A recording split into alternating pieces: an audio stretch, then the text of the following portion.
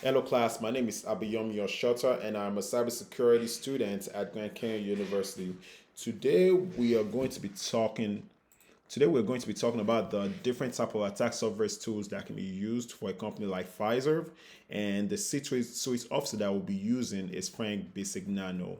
The two tools that we're mostly using is the OSINT framework and also the Montego tool. These are two tools that we are able to use to research about a company, and also using the OSINT framework site to pretty much research about Frank Bisignano. In the following screenshots that you are seeing below, the first two screenshots shows the Montego tool and how it can be used to get pretty much domain information about Cyb610 Lab. The next one that you see is the OSINT framework, which was used to search up information about Frank Bisignano. These are pretty much attack surface discoveries that are not noticeable by the company. Pretty much we're gathering information. Okay. And if you also see on this page, aside from the tools that were used, I also personally did my own research about Frank Bisignano to pretty much get the information needed. And also, as a former employee at Pfizer, I also have a little bit of information of how, assuming I was a disgruntled employee, which I am not, I also have a knowledge of how I will be able to go about making a spear phishing email. Okay.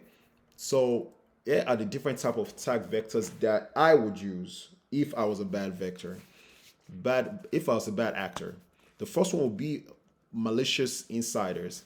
This is pretty much to use a disgruntled employee who is tired of how Pfizer deals with the back to the office pandemic issue, and pretty much use that person to pretty much get access to Pfizer. The second one that I will use is the Secure ID VPN application that I know that is on Pfizer employees. About a few months ago, Pfizer required all employees to start using their personal phone for their VPN. Okay, if this type of attack can be used to get access to employees who are Pfizer and pretty much get access to cause a data breach. The next one is phishing, which is something like the spear phishing email. This can be sent to current Pfizer employees to pretty much get sensitive information to be released to a bad actor. In this part three, we showed the spear phishing email that was created to get access, especially against the C-suite officer who is also the CEO of the company. In this spear phishing attack email, an attacker is pretending to be part of the IT reporting department and is encouraging the CEO and other managers within the company to review an attached file which is supposed to contain employee percentage who are coming back to the office. Okay. And the last step of this is, from a Christian point of view, what must be taken into account when conducting this type of attack of a penetration test. Okay, in my view, here's my response. When conducting this kind of test as a penetration tester, the personnel must understand the reason why this is being done. This should be from a protection point of view to serve the company and help against bad actors.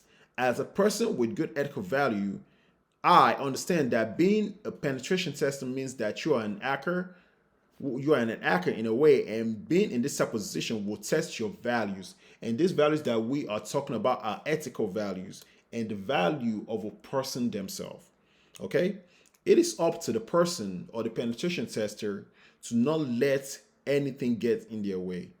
A penetrator is a good actor at the end of the day, just like the angels in heaven.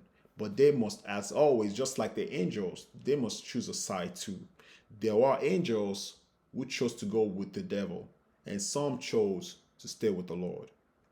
This is the end of the presentation. Thank you and have a nice day.